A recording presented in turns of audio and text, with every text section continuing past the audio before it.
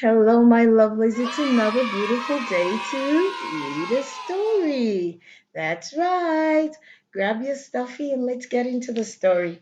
Today's reading is called Gulliver's Travels. It's an old fairy tale. Let's get into the story. You have your stuffy? Yeah. Okay, let's go. Once upon a time, a doctor named Lemuel Gulliver was looking for adventure. He took a job on a sailing ship called the Antelope, which was headed for the far seas. All was quiet for the first few months, but then an unexpected storm raged over the ship. Only Gulliver, keeping afloat on a board, survived. He washed up on a beach where, exhausted by his ordeal, he fell into a deep sleep.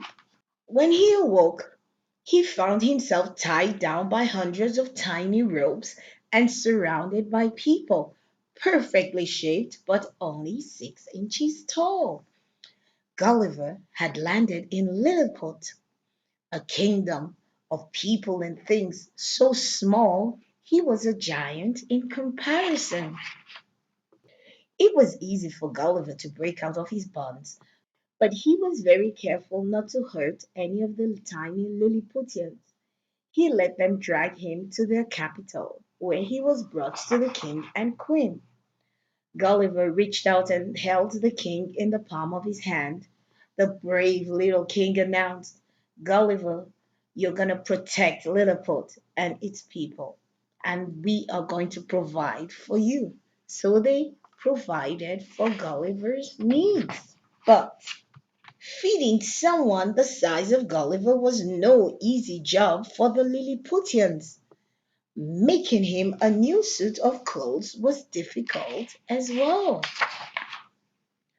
But little by little, and by and large, Gulliver and the Lilliputians got used to each other. Meanwhile, unknown to the Lilliputians, their enemies in the north, the Blefuscudians, whoa, that's a big one, Blefuscudians, were preparing to make war. They loaded their tiny ships with soldiers and ammunition and set sail from Blefuscu to Lilliput. Soon the sails of their fleet appeared off the coast. The Lilliputians were not prepared, but they had a great sacred weapon. What was the secret weapon? That's right, Gulliver!